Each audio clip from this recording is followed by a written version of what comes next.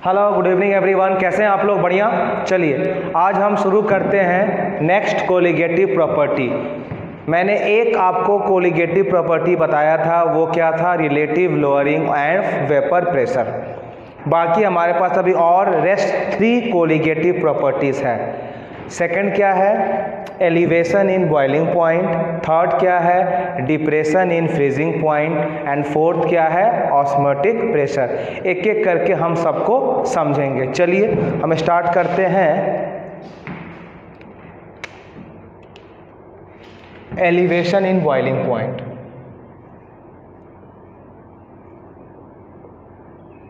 Elevation in boiling point.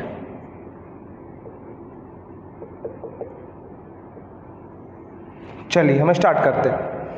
Now what is the meaning of the term elevation? बताओ। Elevation means होता है rise करना। क्या होता है? इंक्रीज, यानी बॉइलिंग पॉइंट में इंक्रीमेंट हो रहा है। अब देखो, बहुत लोग इसको फॉर्मूला लिखने में कंफ्यूज रहते हैं। एक आता है एलिवेशन इन बॉइलिंग पॉइंट और दूसरा आता है डिप्रेशन इन फ्रीजिंग पॉइंट। तो वो मैं आपका कंफ्यूजन दूर करूंगा। जैसे मान लो अगर हम यहाँ बात कर रहे हैं एलिवेशन इन बॉइलिंग पॉइंट का, ठीक है। अब देखो, इसमें कुछ कंडीशंस होते हैं। पहला कंडीशन क्या होगा कि जो भी आप सॉल्वेंट लेंगे वो हमेशा वोलाटाइल होगा।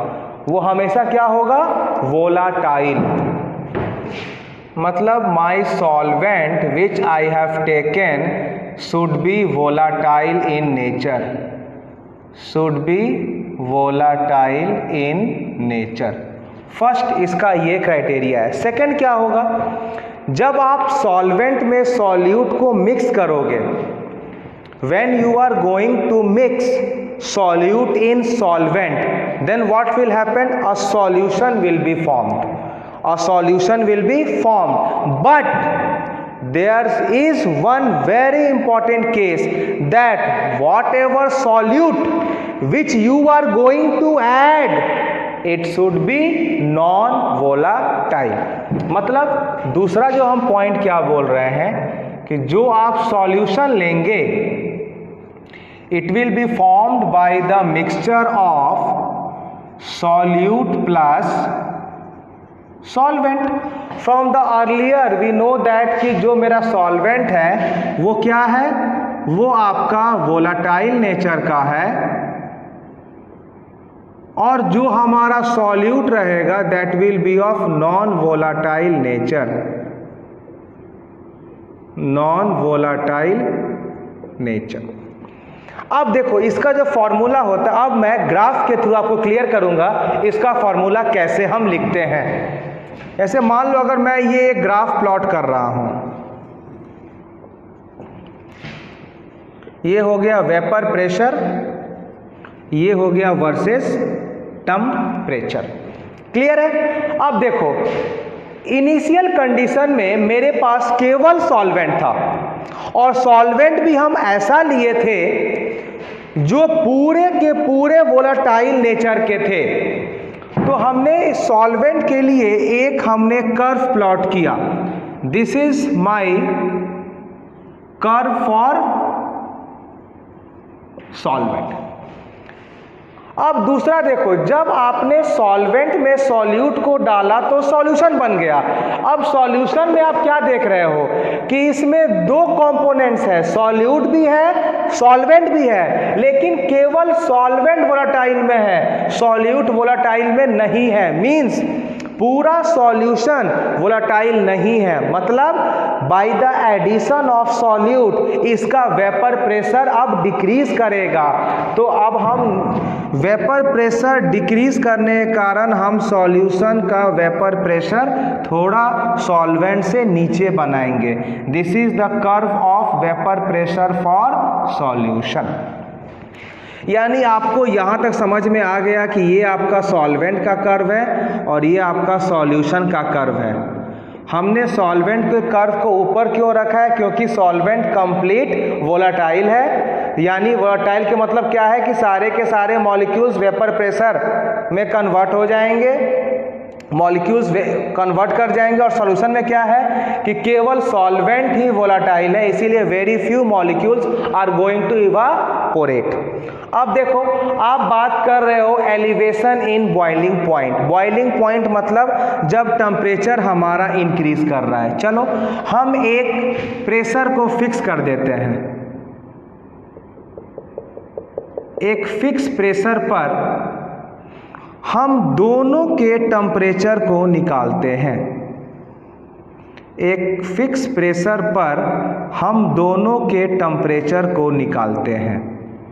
बहुत ध्यान से आप देखना, ये जो सॉल्वेंट का कर्व है ये तो प्योर है, तो इसका जो बॉइलिंग पॉइंट होगा, temperature of boiling point TB not.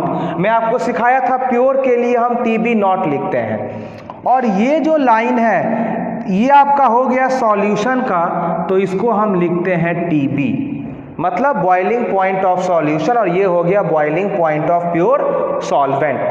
अब इन दोनों का जो आपका डिफरेंस आएगा इसी को हम क्या बोलेंगे, डेल TB। क्या इसको बोलेंगे, डेल TB।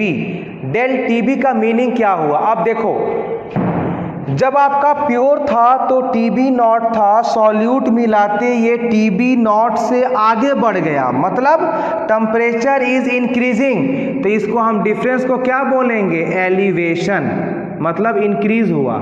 क्या बोलेंगे इसको, elevation in boiling point.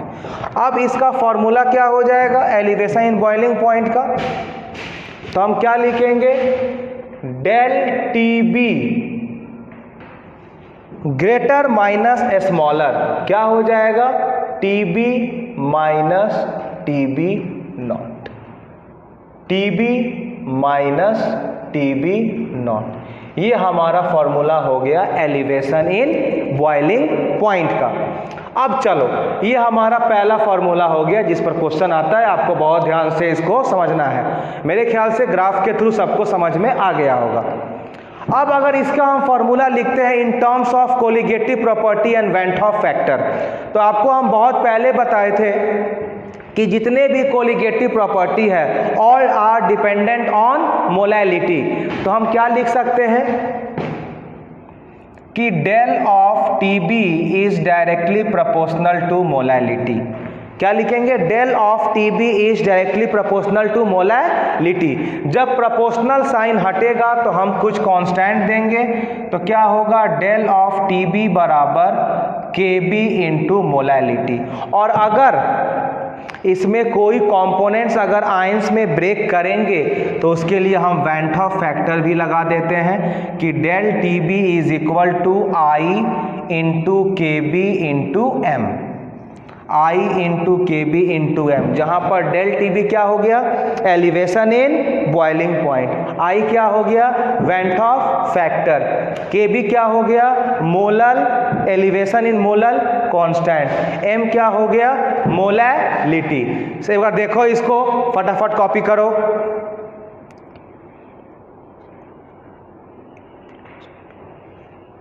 Clear है। चलो अब हम आते हैं नेक्स्ट टॉपिक जो रहेगा इंफॉर्मेशन रिगार्डिंग केबी। इंफॉर्मेशन रिगार्डिंग केबी। सबसे पहले केबी को हम क्या बोलते हैं? केबी को हम बोलते हैं मोलल एलिवेशन कांस्टेंट। केबी को हम क्या बोलते हैं? Molal elevation constant. और इसका एक और दूसरा नाम है, क्या बोलते हैं?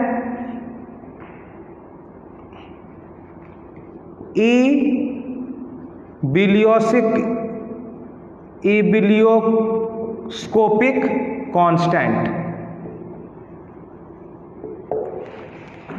कभी कभी एग्जाम में आपको ये वाला भी वर्ड दिया रहेगा तो आप समझ जाना कि ये वाला वर्ड वो यूज कर रहे हैं केबी का। क्या नाम है इसका? Ebullioscopic constant. क्लियर है। अब अगर हम केबी को डिफाइन करें, अगर हम केबी को डिफाइन करें चलो मान लो हमें पता है फॉर्मूला होता है डेल टी बी बराबर I into K B into M. मान लो कि इफ आई इजकल टू 1 है and M is equal to 1, therefore del of T B is equal to K B. तो how can you define K B? आप बोल सकते हो कि K B is defined as such, it is equal to boiling point when my molality is 1 and Van't Hoff factor is 1। इसी को हम बोलते हैं क्या? इबिलियोस्कोपिक कांस्टेंट और मोलल एलिवेशन कांस्टेंट। क्लियर है? अब कभी कभी क्या होता है कि आपको जो लोग जेई मेंस और नीट दे रहे हैं इनको डायरेक्ट वो कभी कभी केबी पर क्वेश्चन पूछ लेते हैं या कभी कभी डायरेक्ट केबी का फॉर्मूला आइडेंटिफाई करने को बोलते हैं। आप इसको फटाफट कॉपी करें इसको।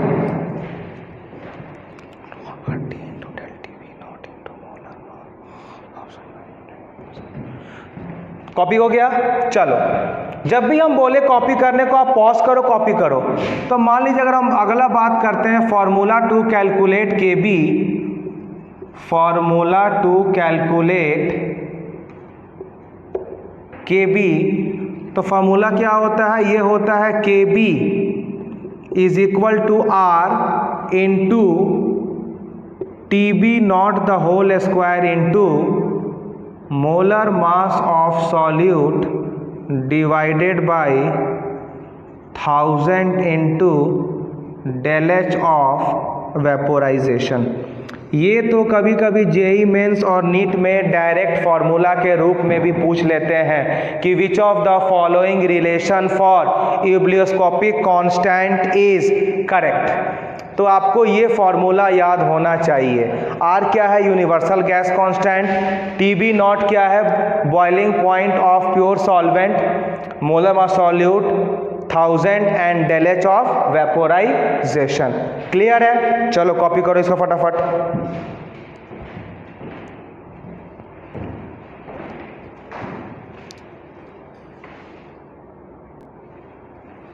चलो सबका हो गया बेटा? चलो नेक्स्ट आ जाइए आप लोग।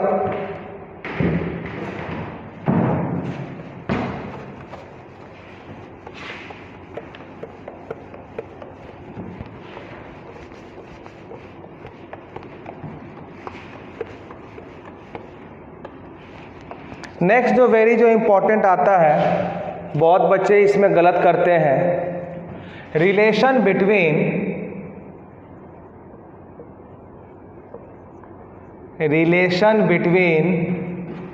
del H and L। Now what is the meaning of del H? Change in enthalpy, and meaning of L latent heat। इन दोनों में कभी कभी क्वेश्चंस आते हैं, बच्चे कंफ्यूज करते हैं। तो याद रखना जब भी हम बात करें del H का तो it will represent enthalpy change per mole। It will represent enthalpy change per mole और ये रिप्रेजेंट करेगा पर ग्राम। अगर del H दिया है तो ये आपका एंथैल्पी चेंज को रिप्रेजेंट करेगा पर मोल। जैसे मैं आपको जब थर्मोडायनेमिक्स पढ़ाया था, याद है हम बार बार बोल रहे थे इसका एंथैल्पी इतना किलो जूल पर मोल, इसका एंथैल्पी इतना किलो कैलोरी पर मोल। मतलब एंथैल्पी का मतलब है कि ये पर मोल के बारे में डील करेगा, लैटेंट का मतलब है पर ग्राम के बारे में डील करेगा। तो अगर इन दोनों को हम लिंक करें तो फार्मूला क्या हो जाएगा? del H will be equal to latent heat into molar mass. अब ऐसा क्यों हुआ? क्योंकि del H हो गया 1 मोल का, ये 1 ग्राम को अगर हम मल्टीप्लाई करेंगे मोलर मास से तो ये 1 मोल का आ जाएगा, जो क्या होता है? del H। समझ में आ गया सबको? चलो कॉपी करते रहिएगा जहाँ समझ में आ जाए।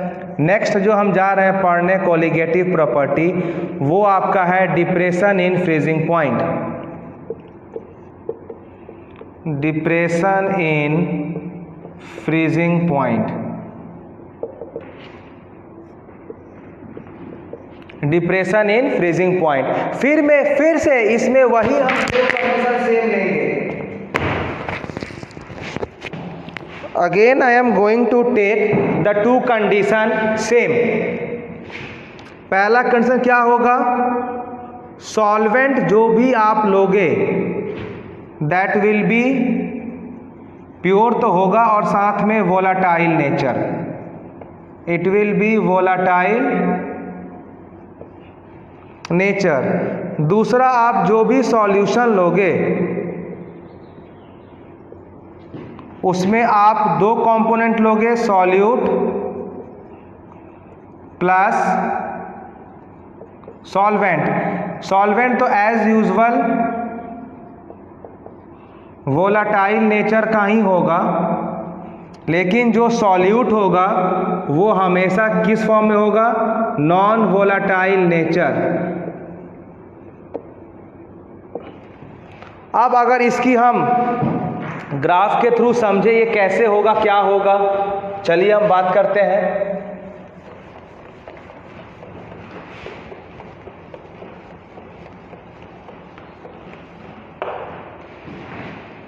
हम जा रहे हैं ग्राफ प्लॉट करने, वेपर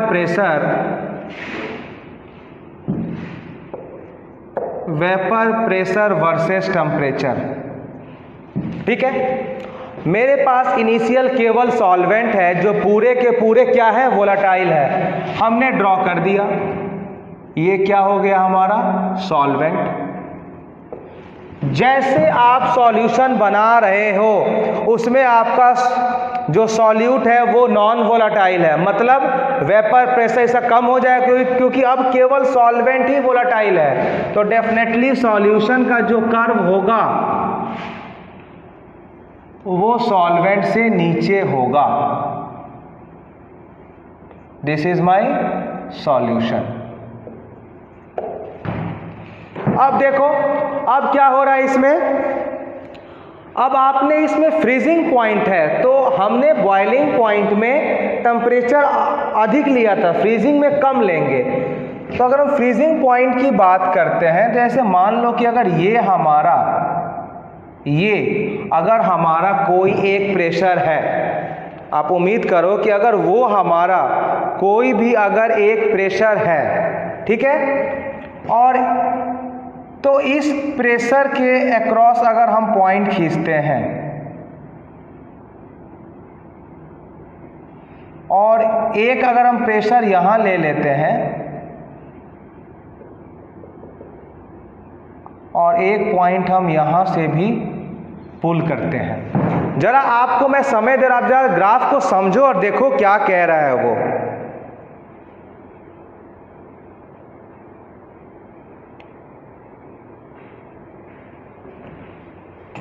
देख लिया आपने। तो हमने क्या किया कि एक प्रेशर पर इस ग्राफ को हमने ले लिया। कुछ समझ में आ रही है यहां पर मैं क्या बोल रहा हूं? तो चलो, जब इस प्रेशर के अक्रॉस हम बात कर रहे हैं तो इस प्रेशर, नहीं एक मिनट रुक जाओ, ये वाला condition, this is the condition for, ये कंडीशन आपका हो गया एलिवेशन इन बॉइलिंग पॉइंट। मैं आपको पढ़ा रहा हूँ डिप्रेशन इन फ्रीजिंग पॉइंट। एक मिनट रुक जाओ, this is the condition for elevation in boiling point. चलो, तो ये वाला आपको समझ में आ गया।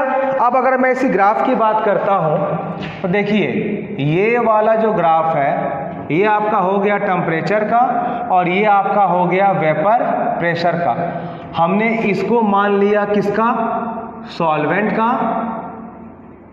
और इसको हमने एज्यूम किया सॉल्यूशन का। हम बात कर रहे हैं डिप्रेशन इन फ्रीजिंग पॉइंट। हमारे पास क्या है सर, एक सॉलिड है, ये कर्व, ये एक सॉलिड का कर्व है। क्यों? क्योंकि आप इसको फ्रीजिंग कर रहे हो। तो अगर हम दोनों को इस सॉलिड के कर्व पर ज्वाइन करें तो एक यहाँ ज्वाइन हुआ, एक यहाँ ज्वाइन हुआ। अगर इसके करस्पॉन्डिंग हम टेम्परेचर को निकालते हैं, अब देखो ये वाला कर्व है सॉल्वेंट का, तो इसका टेम्परेचर हो जाएगा TF। F क्यों? क्योंकि आप बात कर रहे हो फ्रीजिंग पॉइंट का, तो TF नॉट हो जाएगा। और ये है किसका? सॉल्यूशन का, तो ये क्या हो जाएगा? TF। और इन दोनों का जो डिफरेंस होगा इसी को क्या बोलेंगे?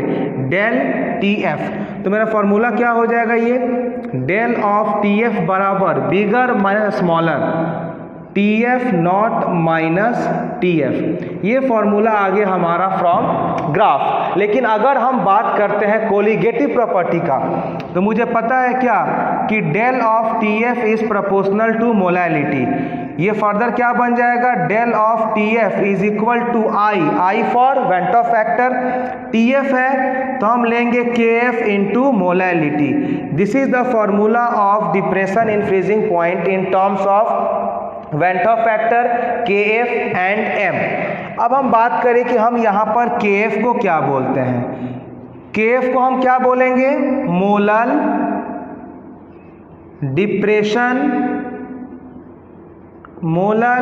Depression constant. KF को हम क्या बोलते हैं सर?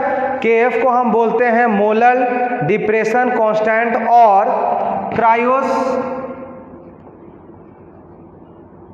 Cryoscopic constant. और क्या इसको बोलते हैं? और इसको हम बोलते हैं क्रायोस्कोपिक कांस्टेंट। फटाफट कॉपी करें इसको।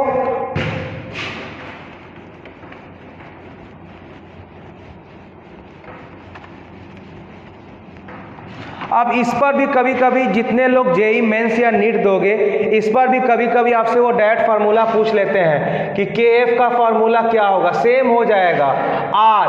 अब जहां पर आपने लिया था TB, वहां पर हो जाएगा TF नॉट का whole square into molar mass of solute divided by 1000 into del of H fusion. This is the formula for KF। Copy करें इसको फटाफट, आप लोग सब लोग फटाफट कॉपी करें इसको।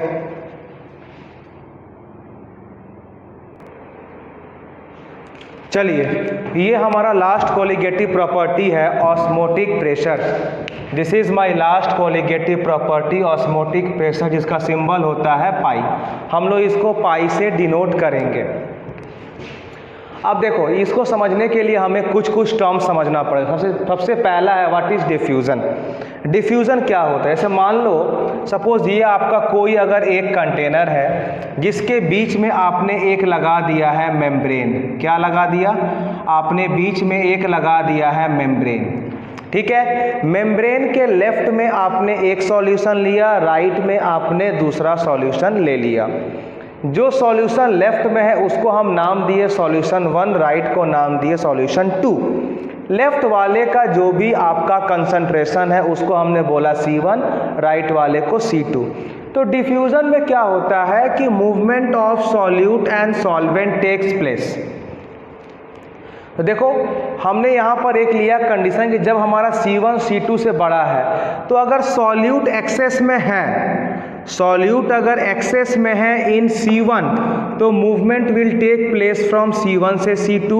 अगर सॉल्वेंट एक्सेस में है, जहाँ पर जो एक्सेस में है वहाँ से मूवमेंट शुरू। जैसे अगर यहाँ पर सॉल्यूट एक्सेस में है तो solute will move from this to this.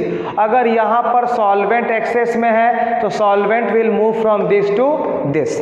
लेकिन अगर हम ऑस्मोसिस की बात करें तो दोनों में क्या डिफरेंस है? डिफ्यूजन में जहां हमने मेम्ब्रेन लिया था, ऑस्मोसिस में वहां हम सेमी परमिएबल मेम्ब्रेन को लेते हैं। अब इसमें क्या होता है? सेम आप यहाँ भी लोगे कंडीशन, सॉल्यूशन 1 यहाँ पर लिए, यहाँ 2 लिए, इसका कंसंट्रेशन C1, इसका C2।